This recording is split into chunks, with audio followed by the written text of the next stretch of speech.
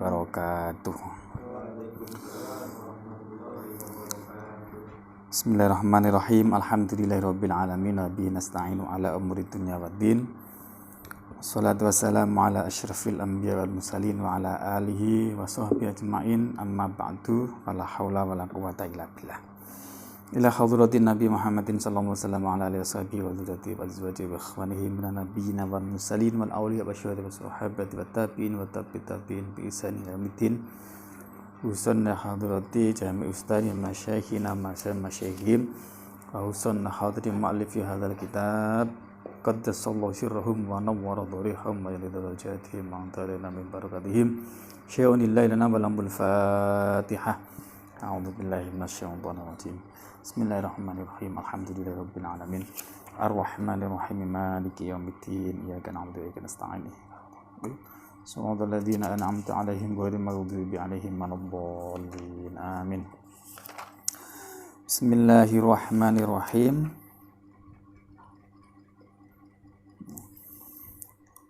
Walikosfi syahri bihi wa tasrihil liha wa izalatin zufron wa ibton faf'ala wa izalatir rihil karihatil wal wasakh wa malabisin makruhatin fatakammala wa kadzajtinaban lil madhahiki laziman wa kadzaka iktharon mizahan zayyila walikossi syaribin. Bismillahirrahmanirrahim. Qala al-mu'allif rahimallahu ta'ala wa nafa'ana bihi wa bi'ulumihi fid dharain amin. Walikosfi syaribihi dan walikosfi syaribihi dan mencukur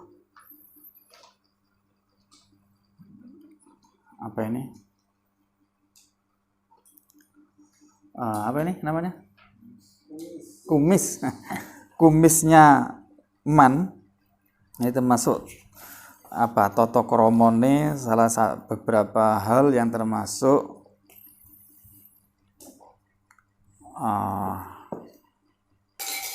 akhlak ya.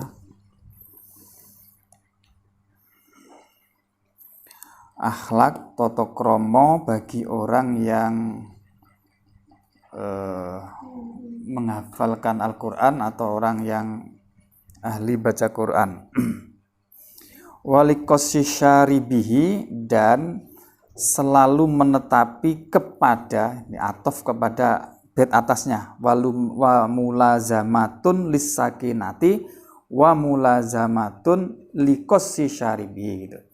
Walikossi syaribihi dan selalu menetapi mencukur kumisnya qori atau hafid Quran, wa tasrihil liha dan menyisir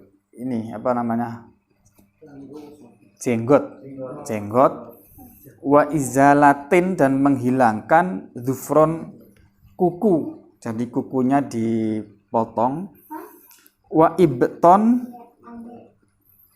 ibton dan bulu ketiak, faf'ala maka lakukanlah olehmu, Jadi bait ini menjelaskan lanjutan dari atasnya, salah satu dari beberapa adab toto kromone akhlake orang yang ahli baca Quran atau orang yang menghafal Quran adalah selalu menjaga penampilan dengan cara mencukur kumis, kemudian jenggotnya kalau punya, dan nggak usah dipaksakan, kalau nggak tumbuh ya bisa. Itu pun idhah taja ilaihi kalau memang diperlukan. Mafhumnya kalau nggak diperlukan ya nggak dilakukan. Wa izalatir rihi dan menghilangkan bau al-karihati yang dibenci, bau-bau yang enggak enak. Menghilangkan bau badan atau bau pakaian yang tidak enak, yang dibenci. wal wasakh dan menghilangkan kotoran, min jasadihi wa malabisihi, menghilangkan kotoran yang ada di baju atau yang menempel di badan. Jadi pendek kata disuruh untuk resian, untuk menjaga kebersihan, menjaga penampilan. Wa malabisin dan menghilangkan pakaian makruhatin yang tidak disukai. Fatakammala, maka sempurnakanlah di dalam menghilangkannya.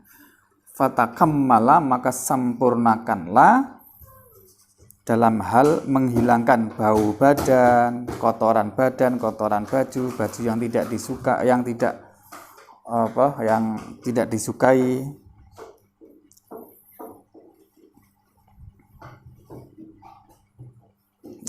Wa kadzastinaban lil madhahiki laziman. Wa kadza, dan demikian, wa kadza, dan demikian, ijtinaban, menjauhi, lil madhahiki, kepada tempat-tempat guyonan apa namanya bahasa Indonesianya, bercanda, tempat-tempat bercanda. Lil madhahiki, kepada tempat-tempat percandaan, tempat yang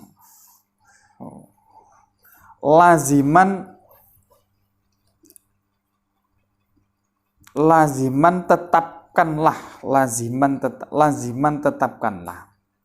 Artinya disuruh untuk selalu menjaga diri, untuk menjauhi dari tempat-tempat yang di situ dipakai untuk percandaan-percandaan.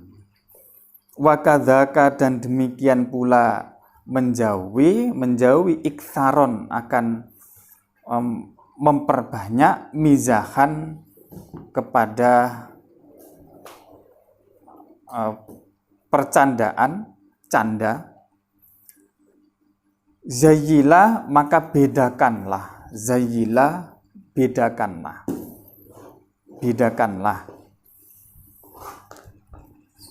Jadi intinya ini orang yang biasa atau orang yang ahli baca Quran, orang yang hafal Quran itu harus menjaga betul tentang penampilan diri. Jangan sampai merendahkan kepada dirinya atau merendahkan kepada Quran yang di bawahnya. Jadi karena dia itu penghafal Quran, kalau orang menghina dia, itu nanti khawatirnya itu Qurannya yang kena juga. Ngapal Quran kok ngono, itu biasanya kan begitu ya. Jadi disangkut pautkan. Makanya aturannya sampai begini ini. Jangan cengengesan, jangan kumpul-kumpul dengan orang-orang yang suka bercanda, yang keterlaluan. Makanya Zayyila suruh bedakan antara percandaan yang normal dengan bercanda yang kebangetan, yang sampai melupakan Allah, yang sampai melalaikan ibadah, itu kan ada itu.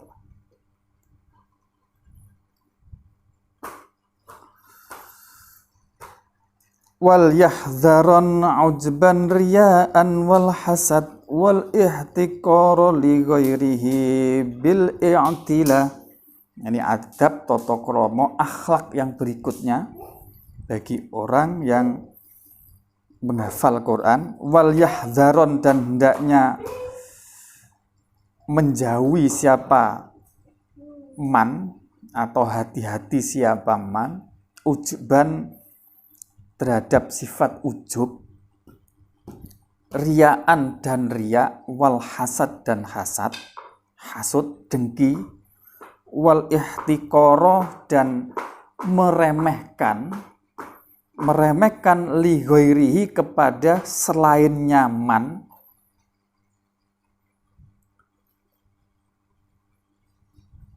bil i'tila, sebab sombong. Bil i'tila, sebab sombong. Bil i'tila, sebab sombong. Nah, ini yang penting lagi ini. Jadi hendaknya menghindari betul, menjauhi betul sifat ujub. Nah, ujub itu apa? Ujub itu isti'dhamun ni'mati warrukuni ilaiha ma'anisyani nisbatiyah ilal mun'im. Jadi menganggap kenikmatan yang ia miliki itu adalah upaya dirinya yang melupakan bahwa itu adalah pemberian takdir, pemberian dari Allah Subhanahu wa taala. Jadi menganggap nikmat yang diberikan oleh Allah kepadanya itu sesuatu yang buah sehingga mengalahkan kepada orang lain yang itu tidak dinisbatkan, tidak dikaitkan dengan bahwa itu adalah pemberian dari Allah. Jadi dianggap sebagai hasil dari jerih payahnya sendiri. Nah, kenapa bisa terjadi? Saking kebangetan ya, saking nggak ngerti ini bahwa semuanya itu adalah pemberian dari Allah. Nah, barang yang diujubi atau yang digunakan untuk ujub oleh orang, jadi orang punya sifat ujub itu ada kalanya dengan gaya penampilannya, gantengnya misalnya. Waduh, saya ini paling ganteng ini tadi. Kalau dipikir, ganteng itu siapa yang buat? Siapa yang membuat? Siapa yang memberi? Siapa yang menjadikan? Semua kan Allah. Lah jelas yang memberi, yang menjadikan Allah, kok dia yang bangga itu? Nah itu kan nggak matuk sebetulnya. Jadi, oke, misalnya membanggakan ilmunya, ujub kepada ilmunya. Pertanyaannya, yang memberikan ilmu siapa? Yang memberikan akal yang cerdas siapa? Jadi semuanya mestinya Allah. Lah dia dianggap bahwa kecerdasan, kepintarannya itu karena upayanya dia, lupa bahwa itu adalah anugerah pemberian dari Allah. Nah, biasanya nanti kemudian bawaan turunan dari ini itu menjadi sifat sombong, kemudian meremehkan orang lain. Waria, riya. Nah, riya itu al-amu li ajlinas, beramal karena manusia, yang kemarin sudah dijelaskan. Yang berikutnya al-hasad. Hasad itu apa? Iri kalau maknanya. Maksudnya hasad itu adalah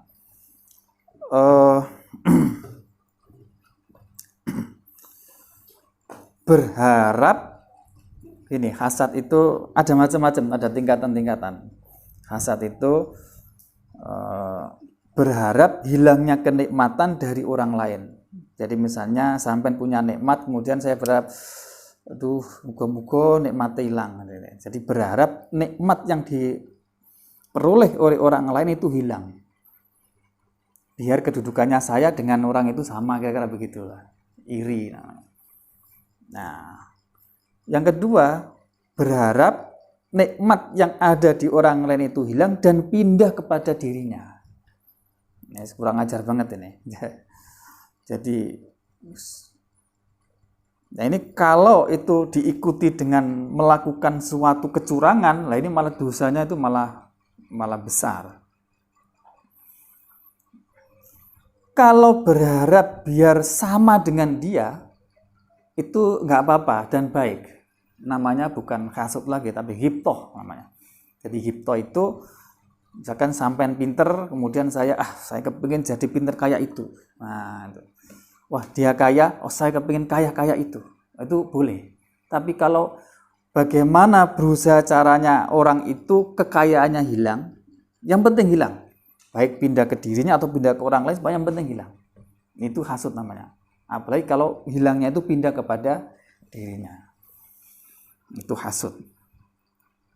Nah, cara ngobatinya hasud seperti itu mestinya sadar bahwa semuanya itu adalah takdir Allah. Jadi situ dapat nikmat itu ya takdir Allah, sini enggak itu semuanya takdir Allah. Nah, kalau ada pikiran-pikiran seperti itu berarti dia tidak nerimo terhadap takdir Gusti Allah. Lah kan kurang ajar. Jadi tidak nerimo terhadap takdirnya Gusti Allah, apalagi sampai melawan takdirnya Gusti Allah. Yang kedua, cara menghilangkan hasud itu harus diingat-ingat akibat buruknya hasud, baik di dunia maupun di akhirat. Kalau di akhirat jelas, hasud itu bisa menggerogoti amal kebaikan orang, bisa hilang gara-gara hasud. Nah, kalau di dunianya, itu orang hasud itu bisa mati ngenes. Ngenes itu sedih yang berkepanjangan. Kenapa? Karena orang lain itu kan mendapat nikmat itu nggak akan henti-hentinya. Nah, sepanjang dia itu sakit hati karena nikmat yang diperoleh orang lain, berarti sakit hatinya nggak akan sembuh-sembuh. Jadi selama hidupnya hatinya itu sakit, nggak nyaman, ada tetangganya dapat nikmat, hatinya deg. Kan menyiksa diri namanya. Nah, menyiksa diri seperti itu, di dunia seperti itu, kalau nggak diobati, ya bisa sampai meninggal. Oke. Kemudian wal ikhtikor li ghairi, meremehkan kepada orang lain. Bukan di dalam hadis itu disebutkan bihasabi imri'in minasyarri ayyahqira akhahu al-muslim. Cukup dikatakan seseorang itu sangat jahat kalau dia itu sampai meremehkan kepada saudaranya yang muslim. Meremehkan kepada orang lain yang muslim itu cukup orang itu dikatakan orang jahat itu. Ya, kenapa? Ya karena memang setiap orang itu pasti punya maziyah, punya kelebihan yang dimilikinya itu berbeda dengan orang lain, berbeda dengan dirinya. Jadi masing-masing punya kelebihan. Nah, ikhtikor, meremehkan kepada orang lain sekalipun kepada orang yang non muslim. Ya, kalau meremehkan begini ya. Oke lah misalnya ya, ada orang non muslim. Kita kan nggak tahu akhirnya nggak tahu. Bisa jadi orang yang non muslim tadi itu hidup di akhir hayatnya menjelang mati ternyata dia masuk Islam, diberi hidayah Allah, kemudian masuk Islam, mati dalam keadaan Islam. Sementara kita yang sekarang dalam kondisi muslim, ternyata dalam perjalanan hidupnya ditakdirkan oleh Allah begitu mau meninggal dunia, dia ditakdirkan kufur, murtad, kemudian mati dalam keadaan murtad. Naudzubillah, tsumma naudzubillah. Dan ini kan kalau kondisi seperti itu kan jelas lebih mulia orang yang non muslim tadi daripada kita. Jadi semuanya tergantung kepada bagaimana akhir kehidupannya nanti. Dan akhir kehidupan seseorang itu semuanya tidak ada yang tahu kecuali Allah. Itu yang disebut dengan husnul khotimah, su'ul khotimah. Jadi orang yang nuwakal brengsek, orang yang fasik, kurang ajar pun bisa jadi dia husnul khotimah karena itu di catatannya di sono takdirnya memang begitu. Nah, kita yang sekarang gini nih mau ngaji itu belum tentu nanti di akhir hayatnya bisa husnul khotimah. Jadi karena itu nggak boleh merendahkan, meremehkan kepada siapapun itu. Siapapun. Masya Allah. Beberapa hari yang lalu saya mendapatkan video orang yang melaknat, menghina-hina kepada bencong misalnya. Pernah dengar nggak ya? Sopo ngerti sing bencong sing menurut dia itu kurang ajar, fasik, ini dilalah di akhir hayatnya husnul khotimah. Jadi nggak lah, sehingga kalau eling husnul khotimah, su'ul khotimah, insya Allah nggak ada yang berani untuk meremehkan kepada orang lain. Nah, ikhtikor li ghairihi, menghina kepada orang lain, merendahkan orang lain, itu sebabnya bil i'tilah, sebabnya itu sombong, menganggap dirinya lebih baik daripada orang lain itu. Padahal hakikat lebih baik itu adalah nanti dilihat akhirnya, menjelang matinya itu bagaimana. Karena itulah kiai-kiai itu kan nggak ada yang di mauludi, yang ada itu di kholi. Paham nggak maksudnya ya? Kiai-kiai yang sedo itu kan biasa di kholi, yang diperingati itu adalah apa? Hari kematiannya, ya kan? Beda dengan Kanjeng Nabi. Kalau Kanjeng Nabi itu hari kelahirannya diperingati. Kalau kiai-kiai bahkan wali itu yang diperingati adalah hari kematiannya. Kenapa? Kenapa kira-kira? Karena kalau sudah hari kematian, itu orang ini bisa baik buruknya itu bisa terdeteksi. Apakah dia mati dalam keadaan baik apa enggak? Siapa tahu dia lahir baik, begitu mati kafir. Kan nggak bisa dipastikan, nggak bisa dipastikan bahwa orang ini baik.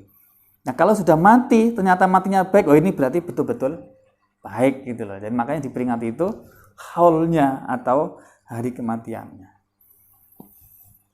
Jadi pendek kata teman-teman sekalian, siapapun kita nggak boleh merugikan orang lain karena baik buruknya itu nanti tergantung di akhir hayatnya, yaitu su'ul khotimah apa husnul khotimah. Oke. Wasta'milil ma'thura min dzikrin du'a wa kadzaka tasbihun wa tahlilun jala wa yuraqibul maula bisirrin wal alan wa 'alal ilahi bikulli amrin awwila. Wasta'mil, dan amalkanlah al-ma'thura terhadap zikir dan doa yang datang dari Allah atau Quran, dari Quran dan dari hadis. Al-ma'thura,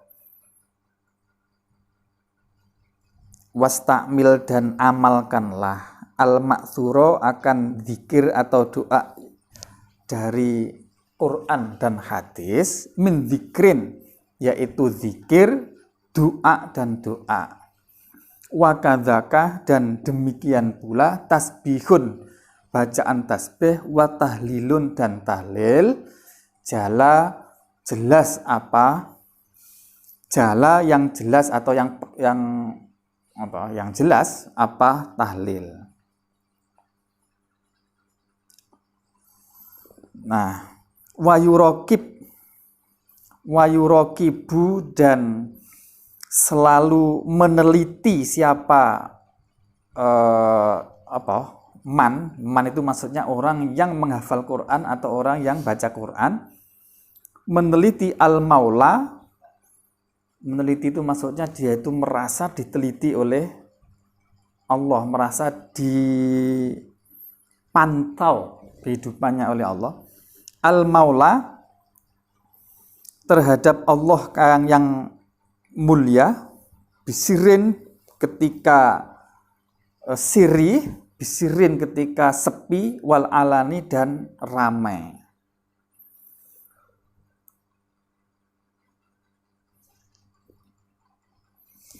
Wa alal ilahi, dan terhadap Allah, bikulli amrin, di dalam semua urusan, awila, andalkanlah atau mengandalkanlah kamu kepada Allah.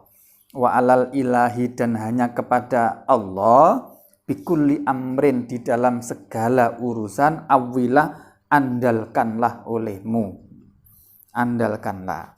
Di dalam bait ini masih menjelaskan tentang ciri-ciri atau akhlak yang mesti dimiliki oleh orang yang hafal Quran, hafid maupun qurra, yaitu isti'malul ma'thur, ay al-warid anin Nabi sallallahu alaihi wasallam, yaitu biasa mengamalkan doa-doa atau wirid-wirid yang itu dari Kanjeng Nabi.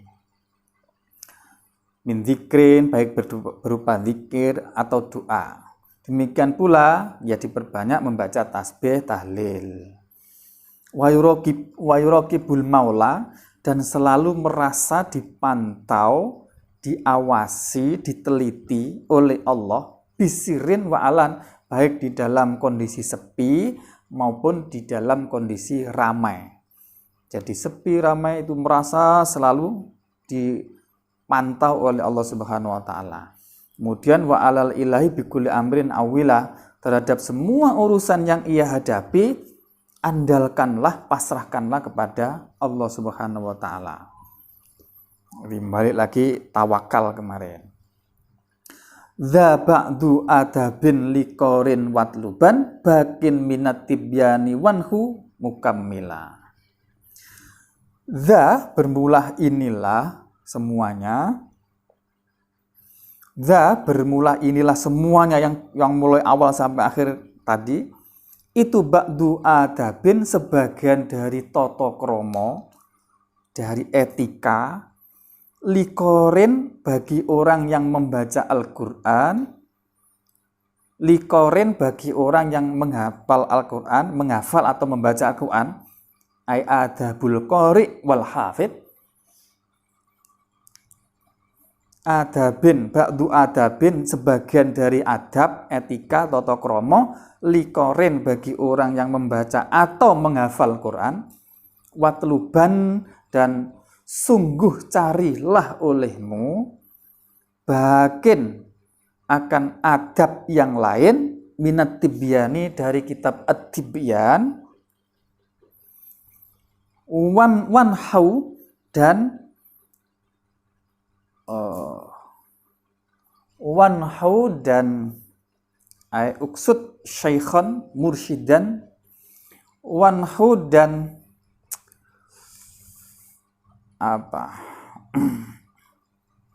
dan carilah guru, wanhu, dan carilah guru, mukallima, yang menyempurnakan, mukammilah, yang menyempurnakan, wanhu, dan carilah guru, ay uksud syaikhan, wanhu, dan carilah guru, mukammilah, yang menyempurnakan, mukammilan, yang menyempurnakan. Jadi yang disebutkan tadi itu hanya sebagian dari beberapa adab, etika, tata kramane orang yang hafal Quran atau orang yang membaca Quran. Nah, kalau ingin lebih lengkap, cari kitab, namanya kitab At-Tibyan. Kitab At-Tibyan ini karangannya Imam Muhyiddin An-Nawawi, yang mengarang kitab Riyadhus Shalihin, yang mengarang kitab Hadis Arba'in, At-Tibyan, terus Al-Azkar misalnya, itu yang mengarang. Nah, lebih At-Tibyan ini juga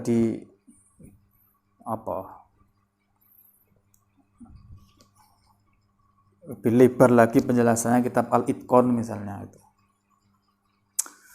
Bismillahirrahmanirrahim. Jadi pendek kata, orang yang menghafal Quran ini kudu njogo awake, karena di dalam dirinya itu ada Quran. Aturannya tadi itu banyak sekali tata kramanya bagi orang yang menghafal Quran atau orang yang baca Quran.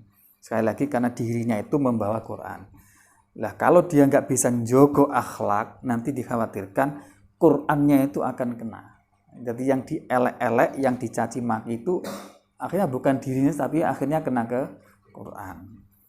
Nah, sekarang mafhumnya, orang yang mau menghafalkan Quran kok nggak mau dandani atine, nggak mau belajar akhlak, ini ketipu, maghrur berarti.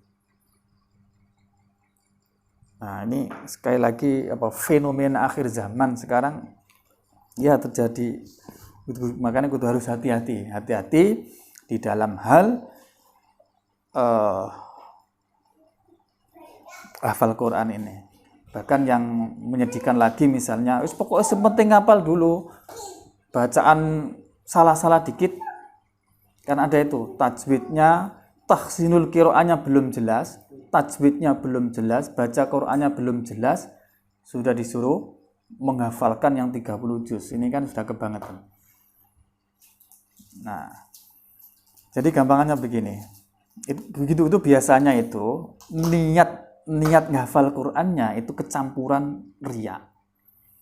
Jadi salah satu ciri orang yang tidak ikhlas itu kalau ada perilaku yang di situ mementingkan perkara sunat, meninggalkan perkara wajib.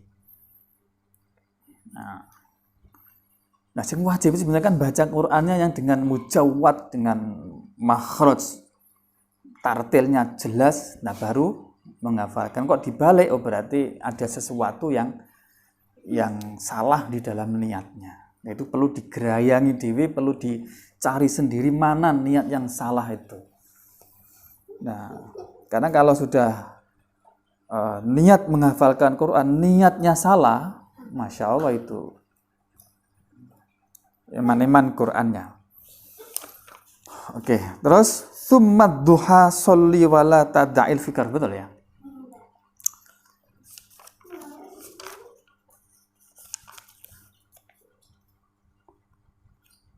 Benar ya? Summad duha sholli wala tada'il fikr bihujumi mautin wat takhassuru wal bila. Summad duha. Wah, ini baru sampai duha ya. Kemarin ibadah subuh aktivitasnya gini. Apa wiritan, nggak boleh ngomong. Terus matahari muncul, sholat sunat isyraq. Terus suruh baca Quran. Nah, baru kemudian disuruh aktivitas berikutnya suruh sholat duha. Summad duha kemudian duha sholli sholat siapa man wala tada dan jangan meninggalkan siapa man meninggalkan al-fikro akan tafakkur. Al-fikro akan mikir-mikir atau tafakkur. Tafakkur apa? Mikir apa? Bihujumi mautin dengan apa? Datang mendadaknya kematian atau terhadap apa? Datang mendadaknya kematian. Wat tahassuru dan apa? Kesusahan atau kesusahan itu apa? Kesedihan. Wal bila dan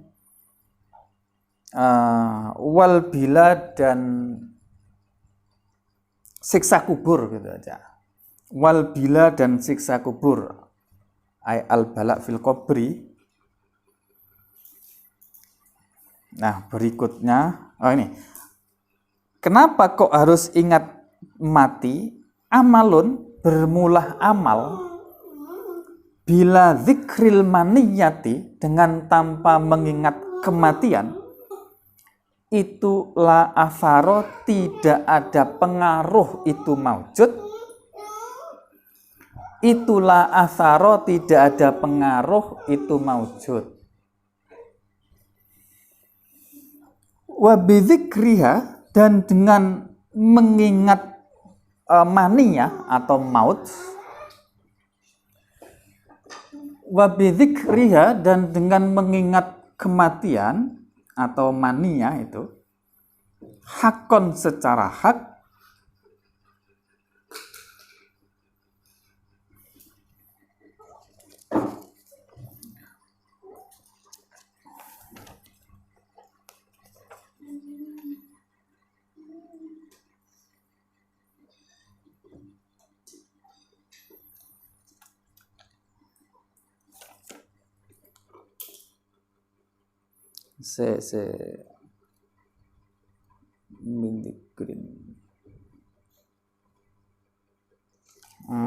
hakon wa bidzikriha dan dengan mengingat mania hakon dalam keadaan hak atau secara hak kador bi ma'awilah seperti memukul kapak seperti memukul kapak yang besar seperti memukul kapak yang besar atau memukul berarti kapak ya apa pisau yang besar tuh kapak.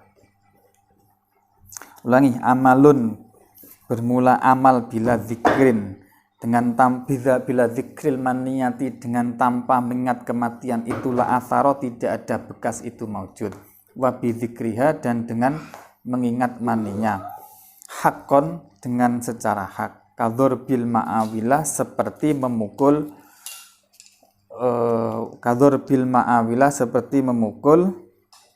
kapak. Dalam bait ini masih menjelaskan tentang aktivitas runtutan aktivitas orang yang menuju kepada Allah. Jadi sholat duha. Nah, sholat duha ini waktunya ya kira-kira gitu matahari muncul setinggi 2 sampai 2,5 meter itu kemudian sampai menjelang tergelincirnya matahari menjelang sebelum zuhur lah. Itu. Nah, kemudian setelah sholat duhur itu la tadak fikroh, jangan meninggalkan untuk selalu tafakur, memikir-mikir terhadap datangnya kematian yang mendadak. Jadi mati itu kan tidak bisa diduga-duga, kapan saja, bagaimana saja itu pantas gitu. Orang yang anak tidur tiba-tiba mati, orang yang jalan tiba-tiba mati, itu sepantas. Jadi mendadaknya kematian seperti itu perlu diangan-angan. Nah, dengan mengangan-angan itu nanti hatinya itu akan menjadi halus, ada pengaruhnya. Nah, caranya piye? Caranya jadi ayyufarrigul abdu qalbahu an kulli syai'in. Jadi kalau bisa hatinya ini, pikirannya dikosongkan, kemudian madhep kepada Allah sambil mengingat-ingat tentang kematian. Kematian yang setiap kapan saja bisa datang. Nah, ini yang bisa dibayangkan biar terasa, itu bisa dibayangkan, misalnya gambarkan seolah-olah sampean itu mau pergi ke suatu tempat yang di situ penuh dengan bahaya antara hidup dan mati. Misalnya seolah-olah mau yang biasa kita ingat mati itu apa? Mau naik kapal yang ombaknya misalnya. Nah, itu kan taruhannya antara hidup dan mati. Nah, itu lebih terasa itu. Atau mau naik pesawat tapi kondisi cuaca sedang buruk. Wah, ini itu terasa di hatinya itu cepat. Artinya bisa merasakan pirasane kayak seolah-olah mau meninggal itu kayak apa. Wah. Itu caranya. Suasana seperti itu dihadirkan biar kita itu seolah kematian itu sangat dekat.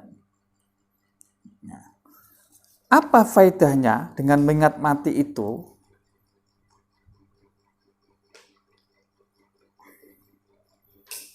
Yang pertama itu qasrul amal, biar kita itu nggak terlalu panjang angan-angannya. Yang kedua itu bisa memungkinkan untuk zuhud terhadap urusan dunia. Karena kematian tinggal sedikit, jadi yang dipikirkan itu hanya mati, setelah mati sudah nggak ingat dunia. Sehingga bisa zuhud. Faedahnya ketiga, kalau kita itu bisa ingat kematian, itu bisa qanaah, menerima terhadap apa adanya yang diberikan oleh Allah. Terus warruhbah fil akhirah, bisa mencintai terhadap urusan akhirat dan membenci kepada urusan dunia. Membenci dengan pengertian kemarin ya, pengertian zuhud. Terus bisa lagi mengingat kematian itu, faedahnya bisa memotivasi untuk mencari bekal menyambut kematian. Itu. Nah, makanya orang yang ingat mati itu hatinya iso khusyuk. Karena kanjeng Nabi dawuh aktsiru min dzikri hadzimil ladzat. Banyaklah kamu mengingat tentang hal yang bisa menghilangkan kenikmatan. Apa itu? Mati.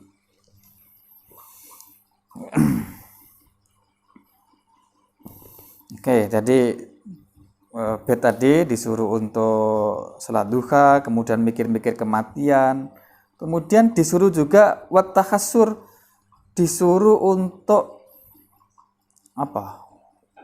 merasakan kesedihan terhadap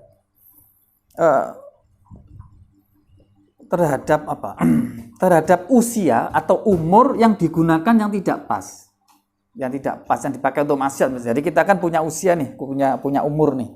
Nah, umur itu jangan sampai dipikir-pikirkan. Ya Allah, saya sudah umur 40 tahun. Dulu saya begini, nakal begini, umur begini, saya pakai gini, banyak maksiatnya. Itu takhasur namanya. Kemudian menimbulkan rasa sedih. Lah sedih itu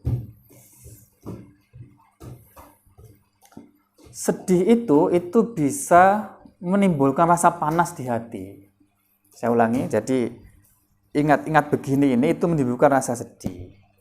Sedih itu bisa menimbulkan panas di dalam hati. Lah, panas di dalam hati itu bisa membakar kotoran-kotoran yang ada di dalam hati. Itu kira-kira itu hubungannya.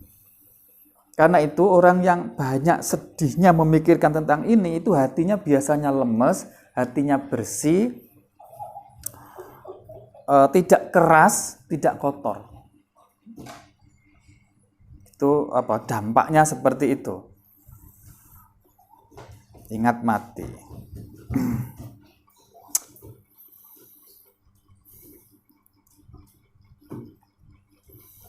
Jadi yang dimaksud kata takhasur tadi itu mengingat-ingat terhadap umur yang sudah dijalankan itu dipakai untuk apa, maksiatnya kayak apa. Nah, kemudian disuruh ingat-ingat tentang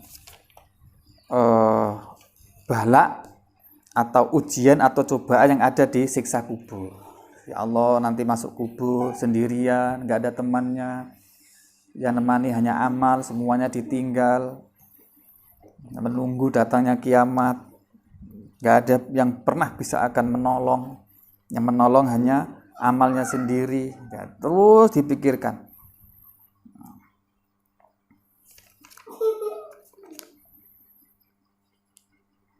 Nah, kalau bisa mengamal seperti itu, insya Allah semua amal-amal kita itu lebih banyak punya pengaruh di dalam hati. Karena amal bila zikril maniyah la atharo. Jadi pendek kata tentang tahasur ini. Jadi pendek kata begini kesimpulannya. Kita diberi umur oleh Allah. Lah, umur kita itu ibarat modal utama kita yang kita pakai untuk berdagang, untuk mencari keuntungan yang berupa kebahagiaan akhirat yang selama-lamanya.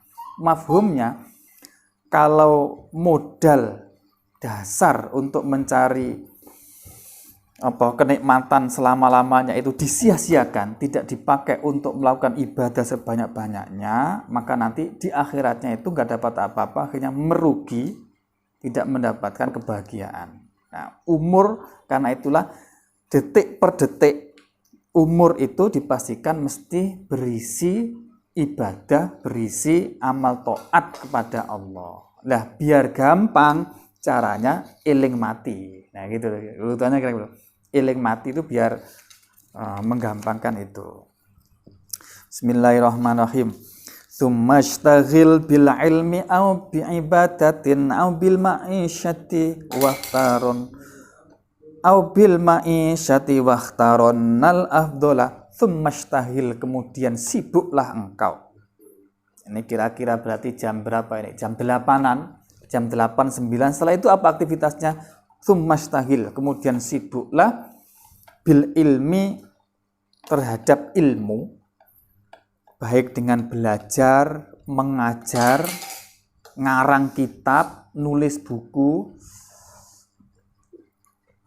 au bi ibadatin, atau dengan ibadah, au bil ma'isyati, atau dengan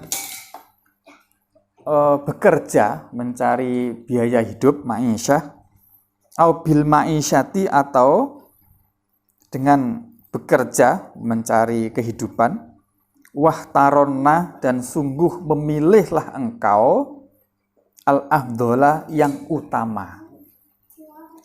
Wahtaronna, dan memilihlah siapa engkau al-afdola, yang utama, antaranya ilmu dengan ibadah.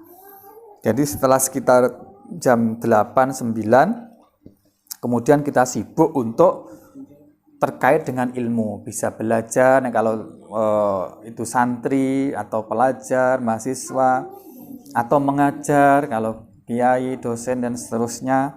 Au bi ibadatin, atau kalau nggak sibuk terkait dengan ilmu, yang jungkung ibadah. au bil ma'isyati atau bekerja. Nah, kita disuruh untuk memilih mana yang terbaik, apakah mencari ilmu nafi' tadi atau ibadah.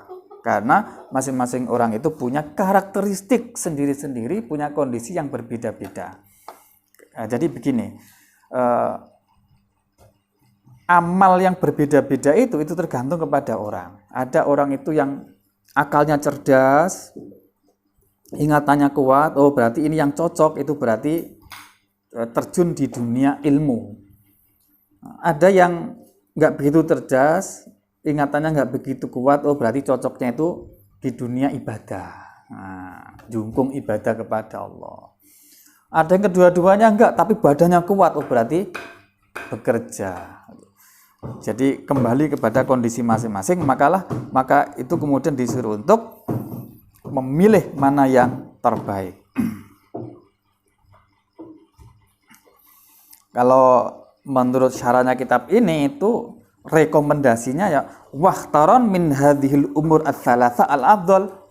Pilihlah di antara tiga kesibukan, yaitu ilmu, ibadah, dan ma'isyah, itu pilih yang terbaik. Lah yang terbaik itu apa? Wa huwa al-istighalu bil ilmi an-nafi'. Yaitu sibuk yang menyibukkan diri yang terkait dengan ilmu nafi'. Ilmu yang manfaat, ilmu yang punya pengaruh di akhirat. Nah, itu yang terbaik.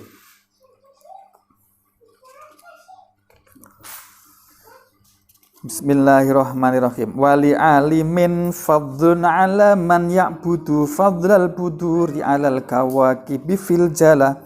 Wali alimin, dan bagi orang yang alim, wali alimin, dan bagi orang yang alim, fadlun, ada keutamaan, alaman yang mengalahkan orang, ya'budu, yang ahli ibadah siapa man.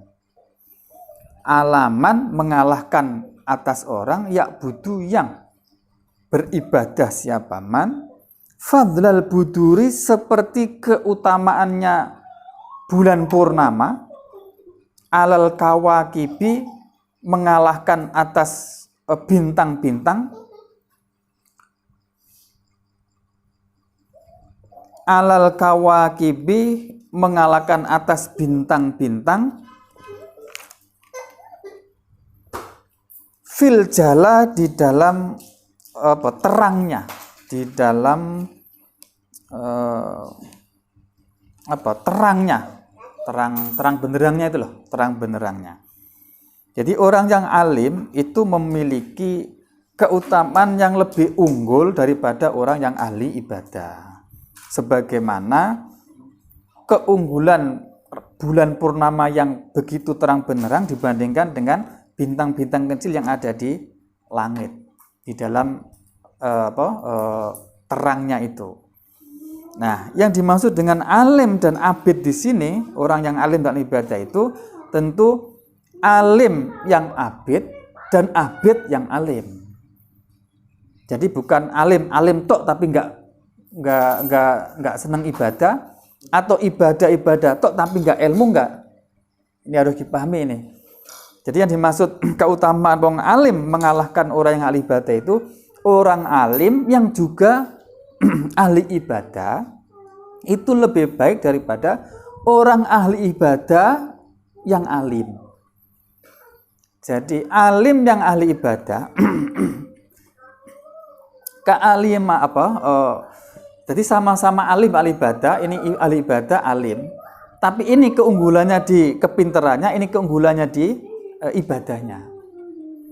Nah, yang ini, yang alim, keunggulan di bidang kealiman itu lebih baik daripada orang yang ahli ibadah.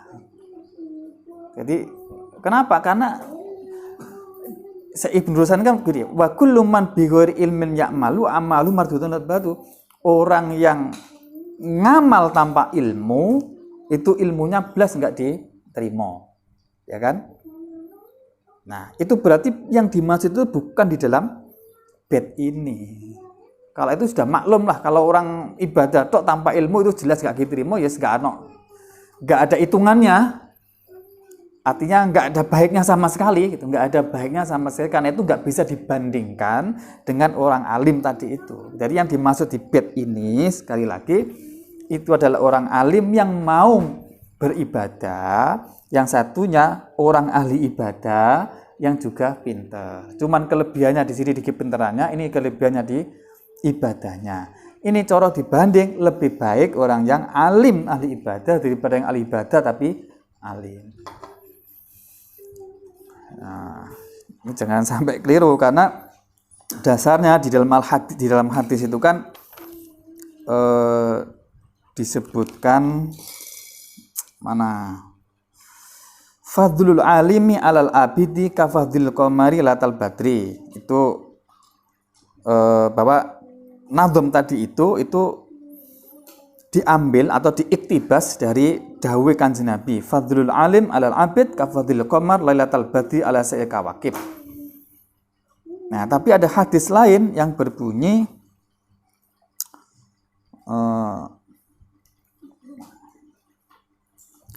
fadlul alimi alal abidi kafadli ala adnakum.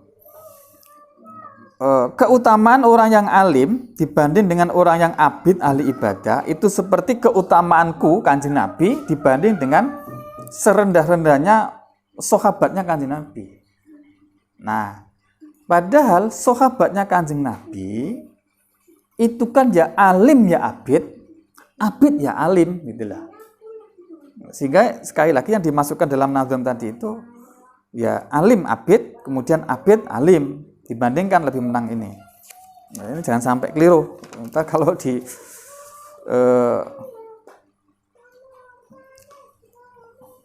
khawatirnya disalahpahami, kemudian wes penting pinter, nggak ibadah nggak apa-apa, ini kan menyesatkan begini. Atau yang tadi itu sepenting ibadah ya, nggak alim juga nggak apa-apa, ya bukan begitu. Nah, oke. Innal ilahi wa ahla kulli sama'ihi wal ardi hatta al-huta ma'nam lil fala. Innal ilaha sesungguhnya Allah wa ahla kulli sama'i dan penduduk semua langitnya Allah wal ardi dan bumi hatta al-huta sehingga ikan yang ada di lautan maknam lil fala bersama apa? Maknam lil fala bersama semutnya bumi atau tanah yang tidak ada airnya. Itu kullun semuanya yusolli mendoakan siapa semuanya tadi.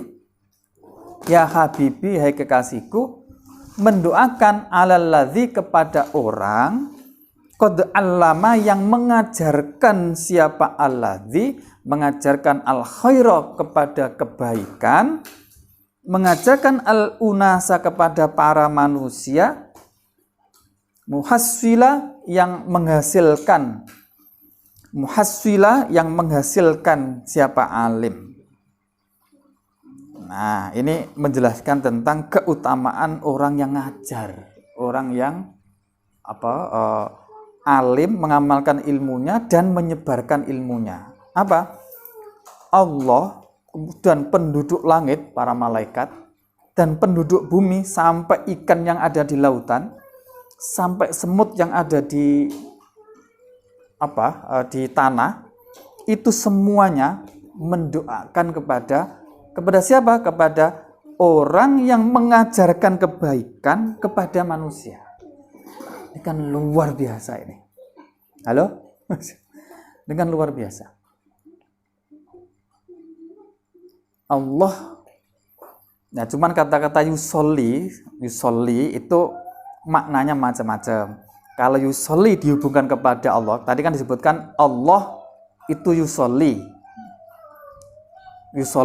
Nah, yusolli yang dimaksud itu maksudnya adalah memberi rahmat. Jadi Allah memberikan rahmat. Wa al-kulli sama'ihi, para malaikat yusolli yang dihubungkan dengan malaikat itu berarti istighfar, mintakan ampun kepada orang yang mau ngajar. Nah, terus Wal ardi hatal huta ma'an namli, penduduk bumi dan laut itu berarti mendoakan. Jadi kata-kata sholli itu artinya bisa 3 hal itu. Kalau berkaitan dengan Allah berarti memberi rahmat. Kalau berkaitan dengan malaikat berarti memintakan ampun kepada orang yang mau ngajar. Kalau dihubungkan dengan penduduk bumi dan penduduk lautan, ya mendoakan kepada orang yang mau ngajar kebaikan kepada manusia. Tentu saja orang yang mengajarkan ini tidak sembarang orang yang mengajarkan. Kembali kepada awal bahwa orang yang mengajarkan ini tentu yang semuanya itu lillah, ikhlas kepada Allah, bukan untuk tujuan yang sifatnya duniawi. Jadi kembalinya ke sana. Itu insya Allah akan dijelaskan pada bait-bait berikutnya. Jadi semoga apa yang kita pelajari ini berkah manfaat untuk kita semuanya, bisa kita amalkan dalam kehidupan sehari-hari dengan pertolongan taufik hidayah Allah Subhanahu wa taala. Ila diniyah al-Fatihah. A'udzubillahi minasyaitonir rajim. Bismillahirrahmanirrahim. Alhamdulillahirabbil alamin arrahmanir rahim maliki yaumiddin. Ghairil maghdubi 'alaihim waladdallin. Bismillahirrahmanirrahim. Wal 'asri innal insana fi khusrin illal ladzina amanu wa 'amilus solihati wa tawassaw bil haqqi wa tawassaw bis sabr. Kalam wal muwaffiq. Wassalamualaikum warahmatullahi wabarakatuh.